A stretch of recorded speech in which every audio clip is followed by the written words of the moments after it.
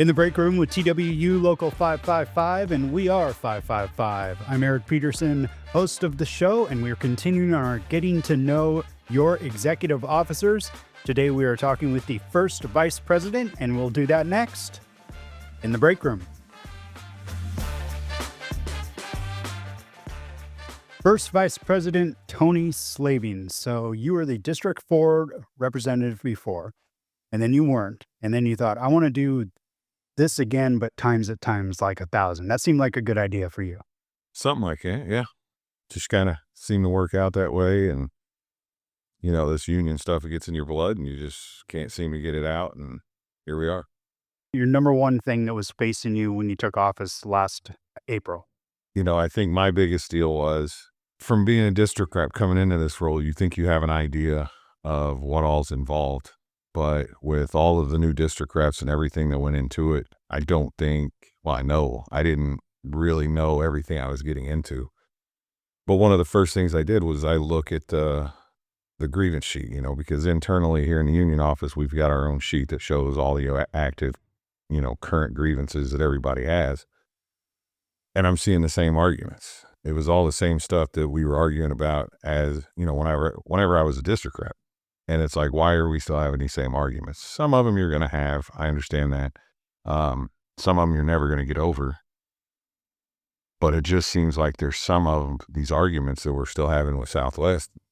There's no reason for it. And that was super frustrating. Let's talk about the accomplishments made in the first year. I mean, you guys were hit pretty heavy right when you started. I mean, the president and both vice presidents both were dealing with the grievances. That tailed off a little bit. What does that do to you guys just putting in the extra time? Was there something else going on there? Well, and I want to be clear. I mean, you say the extra time, it's, you know, I took over for Jerry, right? Mm-hmm. And me and Jerry, we always got along. We didn't always agree, but we did get along, and we obviously had differences. And I put it in one of my newsletter articles. Jerry was the guy that was still available to help us out. And I am forever in debt to Jerry for that. You know, I don't want to get that crossed up, but the thing is you look at how the time you're going to put in and the time that you have to put in is there, right? And Jerry always put that time in. Nobody has ever questioned his work ethic. So it's, you know, is it extra time? I don't know. I'm sure I'm putting in just as much time as Jerry did. But I also know that the amount of time that goes into this is crazy. It's extensive. And it's, you know, I carry around 2 phones. And both of them are just constantly going, whether it's emails, text messages, phone calls.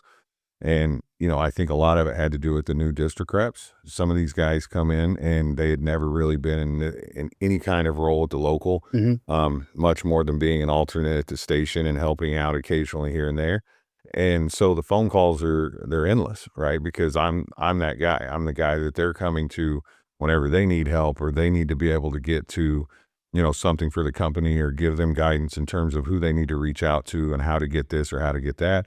And a lot of times I'm the guy that has to go get that information and get it back for them, whether it has to do with, you know, grievances or just issues that we're trying to deal with on a daily to prevent grievances, right? That way they don't have to become a grievance and we can deal with it right here, right now and try to get that issue resolved. And if I can help them do that, then, you know, that's a big part of my job. And as an added asset, being a previous district rep, specifically District 4, which was redistricted, you were able to help out District 4 rep and then stations that might have got, you know, placed in other districts. So that was something there for you. Absolutely. I mean, you know, when you add a district like the, you know, the previous board added that district, which was needed, you know, things like that. And you, again, just how new some of these guys were, right? I mean, you had some of the district reps who had been an alternate district rep before. Well, they had a pretty good grasp of what needed to happen. But again, some of them they didn't, you know, and it's, you know, one of them in particular literally he looked at me and had a question that just cracked me up. And I thought, holy shit, what are we getting into here? You know, so it is what it is, but it's nice to see that within the first year that these guys are up on their feet, they're doing their jobs, they're doing it well. And they've really learned and adapted, and it's cool to see these guys kind of develop their own style. You know, you got obviously me giving them input, but you've got some of the other guys that are have been around and done this for a little bit, and they're giving their input, and you've really got to find your own way on how it's going to work for you and how to make it work for your system, and you can keep track with it all. On that note, you came into the position on a slate of 5 executive officers. So you had previous relationships with them, maybe not some more than others. And so can you talk a little bit about how that was an asset and then, maybe how it's working for you so far? Yeah. So I mean, me and Abilio, we both originally got elected as district reps in 2016. So I've known Abilio for a while. We actually met in Houston picketing for the black contract. As we were going through it, we had both taken our own time. We'd taken the days off. We went down to Houston to be a part of that picket, and that's where we had met. Obviously, just in doing the job and being around the office and traveling around the country, you develop certain relationships. As far as Brian Gall, our second VP, I met him because he was a rep in Nashville. And whenever the elected rep there moved on, Brian took the role as the Nashville rep. And so I did a lot of work with Brian just being Nashville, because in District 4 at the time, you had Atlanta, Nashville, and St. Louis. Those were the three main cities. And Nashville was just in the beginning stages of exploding to the size of what it is now. And it happened so quickly in Nashville. It was crazy and it was hard to handle. And you got guys like Brian who was able to handle all that and navigate it all and make ends meet. And I spent a lot of time on the phone with him. With Jason, it was, he was involved in other aspects, especially like the newsletter, things like that. I got to know Jason, and it just kind of developed into it made sense because Jason is an extremely well organized individual. He is very meticulous in what he does, and that is the kind of person that you want handling your money. You want to make sure that people are handling the money of the local in a responsible manner and is very meticulous with it, and it makes sense, right? And Nicole, she was a system board player at the time. I used her as a system board player in some of my, system boards as a district rep, and some others did too. And so she was around the office, and she was very meticulous in note taking and what she was doing in system boards. And you could make sure that you could talk to her and understand what was happening, and she had a good grasp on what was going on. So it just made sense. And don't get me wrong. Do the 5 of us always agree on everything? Absolutely not.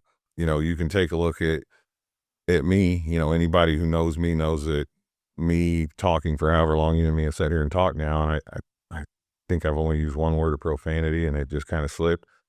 But that's me. I'm outspoken. I'm going to say what needs to be said, and sometimes it just happens where that's me. But you've got others like Jason and Nicole, and they're very professional and organized and well to do or whatnot, and they don't. That's not them. So it is different perspectives, and we were cognizant of having that diversity within the 5 of us. So it's not just the same people from the same station, from the same department, from the same backgrounds and the same lifestyles. Which is how you ended up in office going 5 for 5. Well, maybe, I don't know. It is what it is. It is what it is. Can you talk specifically about the position of first vice president? I mean, as far as the bylaws go, if the president isn't available, you are the one to step in. Does it extend beyond that as far as the bylaws? If you take a look at the bylaws, obviously if something is to happen with the president is available or whatever, then that's where I step in. With Abilio, he's always readily available. He makes himself available. If for some reason it's not going to happen, we're obviously constantly in communication. We pretty much know where each other is at all times. But in terms of what I do on a daily, it's, again, if you read the bylaws, it says not whatever, but pretty much whatever the president needs done, that he delegates out. And that's anything from, again, helping the district reps with what they need, to get their job done, dealing with headquarters, dealing with, the labor department or the VPs over at the company, but yet maintaining the office and making sure the office continues to go. I mean, 2 weeks ago, I was putting a battery in one of our vans at the local office, and so it's things like that that if I can help out, I'm always willing to help out. But, it's a lot of emails, it's a lot of phone calls, a lot of text messages, and everything goes along with it. You mentioned earlier, you get to see the grievance list, you get to see the termination list. What are some of the words that stick out on that list that you see every day? Attendance. Yeah. You know, my newsletter article that's coming out is actually about attendance. I touched on it in my last newsletter article. When it comes to attendance issues within our local, those terminations are just through the roof. It's crazy. It was, I don't remember the exact number, but it was 600 something, like 620 something terminations last year. That was a record year. The previous year was the record year before that. They're just significantly going up more and more and more, and 40% of those are attendance terminations. And it's members who have less than 3 years that are they're getting terminated for attendance. And that's why, you know, as the liaison for the education committee, we wanted to make sure to put something out to the members, because if I can see it on a piece of paper, then I feel I've got a duty to make sure that that's getting out. And in talking with Mark Waddle, the chair of the education committee, and working with, you know, you guys with the new communications committee, we've got a lot of feedback from the membership in terms of things they'd like to see in the future, that they like the video quality, they like how it's going out. And that's why we put that series together. You know, the education committee, all those guys did a good job with it. They put in the time. We're looking at doing some more stuff moving forward in the future, and we're going to try to start putting out content that's relevant, that people, you know, that are, in essence, they're recommending, they're saying, hey, we need stuff like this. Right. So, you know, if we can get that information out and we can get people to actually receive that information, you know, that's just doing what we can to help the membership. We are not afraid of feedback. Absolutely not. We want the feedback. I mean, people say it all the time that the union is the membership, but that's the reality of it. And if there's something we can do to help the members, well, then they need to reach out and they need to let us know, and we can certainly do what we can to make it happen. We just got to find those sweet spots. And I think the education committee did a really good job on nailing that first project of the year. And that's how you all wanted to start this year off, was just a hardcore focus on attendance. So you can see a difference in those numbers. But what would be number two? I know what Abilio said when I talked to him, but I would just wonder what your opinion on the number two thing that it's hard to say that the members have to work on, but that needs to be addressed. I mean, really, it boils down to just contract knowledge, right? Understand your contract, understand what's there, understand what you can and can't do, understand that there's ways to get help if you need it. If you need the information, make sure you're reaching out to the people that actually have the information, and not just your break room attorneys who think they know everything. That's where people start getting into trouble, is they listen to somebody in the break room who says this is what happened to them and this is the way they would do it and everything. It doesn't, you know, even if those people used to be a rep or something, our environment with the company and the union is ever changing. And so a lot of stuff that we used to do 2 decades ago, that's not the way it's done anymore. It's just not the reality. It's always evolving. It's always moving. It's always changing. And if you're not up to date on what's happening and how it should be done, you know, what happened 2 decades ago isn't necessarily the way to go about it nowadays. Well, you know, my last question is usually, how can the members help you help them? You kind of nailed it right there. You just got to pay attention to that contract and also know where to go to get the information that you need, because it is out there. Absolutely. Reach out to your reps. You know, your local reps especially. It's a pretty thankless job from time to time, but those guys try real hard in the field, and we appreciate the hell out of them. That's for damn sure. He is First Vice President Tony Slavings in the break room, and are getting to know your executive officers. Tony, thank you so much for your time. Thanks, Felly. Appreciate it. We are in the break room with TWU Local 555, the podcast. You can find it wherever you get your podcast.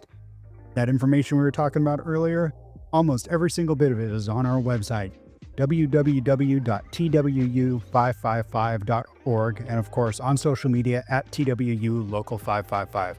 For Tony Slavings, I'm Eric Peterson. We'll see you next time in the break room, and remember, we are all 555.